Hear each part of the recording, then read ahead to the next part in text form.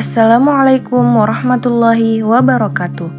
Kami dari Universitas Andi Jema Palopo, Fakultas Ilmu Sosial dan Ilmu Politik, Prodi Ilmu Administrasi Negara, Kelompok 2, Semester 1. Video ini dibuat untuk menyelesaikan salah satu tugas mata kuliah Bahasa Indonesia dengan dosen pengampu Ibu Dea Anggraini Ibrahim, SPD, MPD. Izinkan kami memperkenalkan diri terlebih dahulu. Yang pertama, saya sendiri, Siswati dengan NIM 2202363201145. Yang kedua, Elisa Pania dengan NIM 2202363201139. Yang ketiga, Rini Andriani dengan NIM 2202363201188. Yang keempat, Ibnu Hisam Ishak dengan NIM 2202363201120. Yang kelima, Firnanda Pratama dengan NIM 2202363201119. Kami dari kelompok 2 terdiri dari 5 anggota kelompok bekerja sama dalam menyelesaikan tugas makalah dengan materi penerapan kaidah ejaan bahasa Indonesia. Sejarah ejaan. Ejaan Van Hansen merupakan ejaan bahasa Melayu dengan huruf Latin Charles Van Hansen yang dibantu oleh Manawi Senten Moore dan Muhammad Taib Satani Ibrahim. Menyusun ejaan baru ini pada tahun 1896. Pedoman kata bahasa yang kemudian dikenal dengan nama ejaan Hansen itu resmi diakui pemerintah kolonial pada tahun 1901. Ciri-ciri dari ejaan ini yaitu huruf I untuk membedakan antara huruf I sebagainya karena harus disuarakan tersendiri dengan folok seperti mulai dengan ramai. Juga digunakan untuk menulis huruf ya seperti dalam Surabaya. 2. Huruf ja untuk menuliskan kata-kata jang, pajak, dan sajang. 3. Huruf oe untuk menuliskan kata-kata goroe atau otowe dan omore. 3. Tanda kritik seperti koma, ain, dan tanda terome untuk menuliskan kata-kata mor, akal, ta, dan pa. B. Ejaan dalam bahasa Indonesia. Ejaan berasal dari kosakata bahasa Arab yaitu hija menjadi heja yang dapat akhiran an. Huruf yang dieja disebutkan huruf hijaiyah. Mengeja adalah huruf demi huruf. Ejaan adalah sistem tulis menulis yang dibekukan, distandarisasikan. Ejaan merupakan keseluruhan peraturan bagaimana melambangkan bunyi ujuran dan bagaimana hubungan antara lambang-lambang itu dan pemisahan penggabungan dalam suatu bahasa. C. Pemakaian huruf. Dan pemakaian huruf ini akan dibahas. 1. Nama-nama huruf. 2. Lafaz dan singkatan dan kata. 3. Persekutuan dan penulisan nama sendiri dan nama-nama huruf. Pemakaian huruf. Dalam pemakaian huruf ini akan dibahas 1. Nama-nama huruf. 2. Lafaz singkatan dan kata. 3. Persukuan. 4. Penulisan nama diri dan nama-nama huruf. Contoh: huruf A, nama A. Huruf B, B bukan B. Huruf C, C bukan C.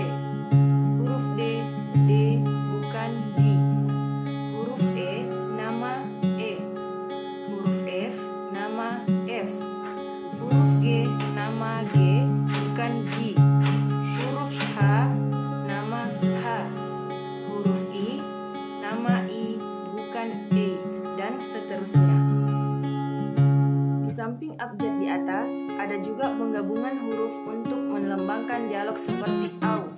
Contoh harimau, ai seperti badai, dan oi seperti amboi. Atau penggabungan huruf yang terdiri dari 2 huruf seperti kh, seperti khusus dan makhluk.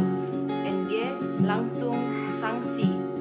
NY nyenyak dan nyanyi Y seperti syarat dan syukur, serta NK seperti bank dan sanksi.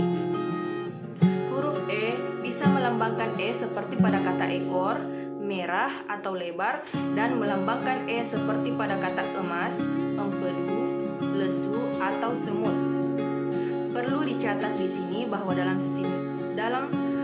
sistem tulisan, bahasa Indonesia menggunakan ejaan fonemis, artinya hanya ada satu bunyi untuk satu lambang.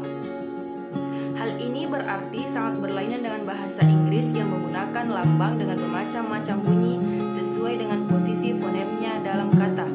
Lambang U misalnya, berbeda bunyinya masing-masing pada kata usually dan sun. Coba bandingkan kata itu dengan lafal U pada kata bahasa Indonesia bulat dan utuh.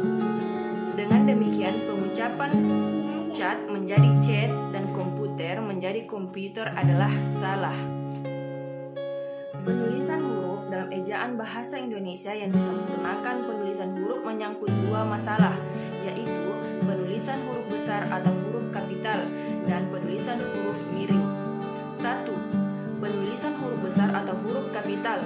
Penulisan huruf kapital yang kita jumpai dalam tulisan-tulisan resmi kadang-kadang menyimpang dari kaidah-kaidah yang berlaku. Kaidah penulisan huruf kapital itu adalah sebagai berikut. Huruf besar atau huruf kapital dipakai sebagai huruf pertama kalimat yang berupa petikan langsung. Misalnya, nenek bertanya, "Kapan kita pulang?" 2. Kemarin engkau terlambat, katanya. 3. Huruf besar atau huruf kapital dipakai sebagai huruf pertama dalam ungkapan yang berhubungan dengan hal-hal keagamaan, kitab suci, dan nama Tuhan termasuk kata. Penulisan kata. 1. Kata dasar. Kata yang berupa kata dasar ditulis sebagai salah satu kesatuan. Misalnya, ibu percaya bahwa engkau tahu. 2. Kata turunan. 1. Imbuhan dalam kurung awalan, sisipan, akhiran.